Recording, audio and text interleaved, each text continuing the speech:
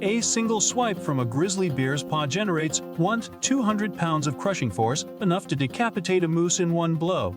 Yet this 800-pound killing machine once ruled an empire stretching from Alaska to Mexico, commanding fear from every creature that dared cross its path. But here's what will blow your mind: grizzly bears aren't just massive, they're tactical geniuses. When salmon run upstream, a dominant grizzly doesn't waste energy chasing every fish. Instead, it picks the prime fishing spot and waits, sometimes for hours, watching dozens of salmon pass by until it spots the perfect target, a fat female loaded with eggs. One lightning-fast strike, and it's secured a meal worth 4,000 calories. Now picture this: you're hiking through Yellowstone when you spot a grizzly 200 yards away, peacefully grazing on berries. You think you're safe, right? Wrong. That bear just clocked you moving and can close that distance in under 15 seconds, hitting speeds of 35 miles per hour, faster than any human has ever run.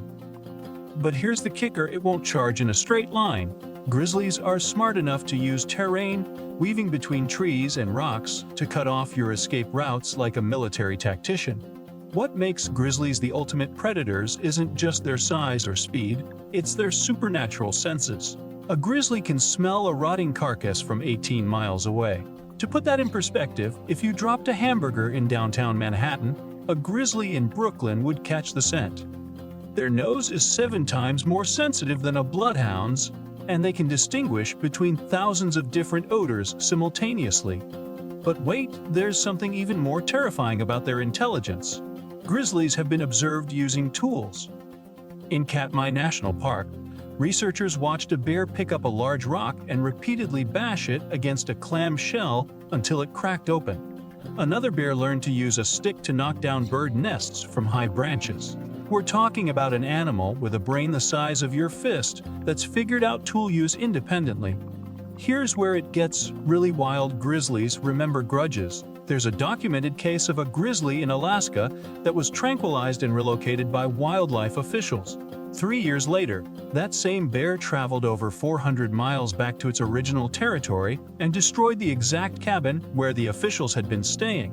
It didn't touch any other buildings, just that one. Coincidence? Wildlife biologists don't think so. The most bone-chilling fact: grizzlies hunt in ways that would make horror movie directors jealous.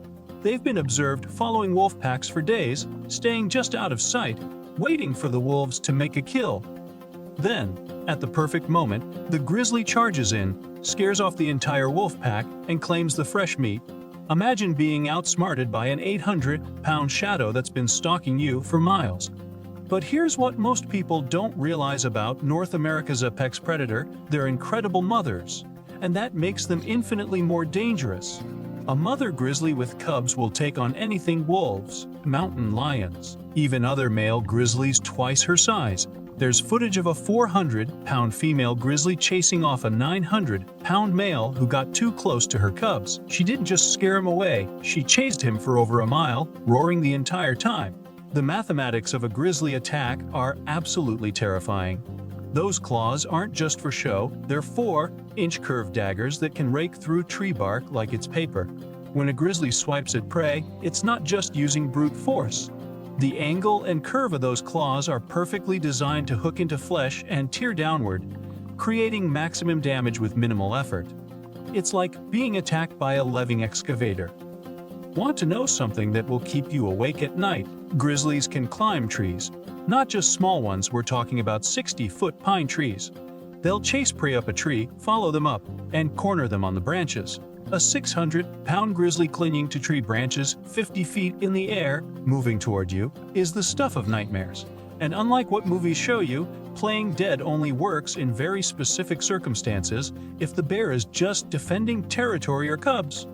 If it's hunting you as prey, playing dead just makes you an easier meal. The territorial range of a single grizzly is mind-boggling. A male grizzly's territory can cover 2,000 square miles. That's larger than Delaware.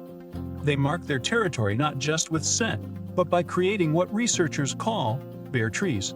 They'll stand on their hind legs and claw deep, gouges as high as they can reach, sometimes 10 feet up a tree trunk. It's a warning sign that says, "I'm this big, and this is mine." Here's the plot twist that changes everything. Despite being the ultimate killing machine, 85% of a grizzly's diet is actually plants.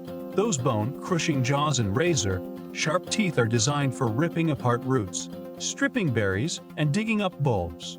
But when they do decide to hunt, they become something else entirely, a precision killing instrument that can take down animals 10 times their size. The hibernation process of grizzlies defies everything we know about biology. They don't eat, drink, urinate, or defecate for up to 7 months. Their heart rate drops to 8 beats per minute. Their breathing slows to 1 breath every 45 seconds, yet their body temperature only drops 5 degrees. Meanwhile, pregnant females give birth and nurse cubs while completely unconscious. It's like nature's most extreme life hack. When grizzlies emerge from hibernation, they're not just hungry, they're in a metabolic frenzy called hyperphagia. They need to consume up to 20,000 calories per day, which means they're constantly hunting, foraging, and eating for 20 hours straight.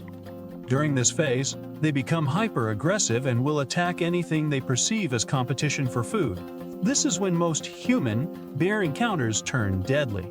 The extinction story of grizzlies in the lower 48 states reads like an ecological horror story. In 1800, there were over 50,000 grizzlies roaming from California to the Great Plains. By 1975, fewer than 1,000 remained, pushed into the remotest corners of Montana, Wyoming, Idaho, and Washington. We didn't just reduce their numbers, we eliminated them from 98% of their historic range in less than 200 years.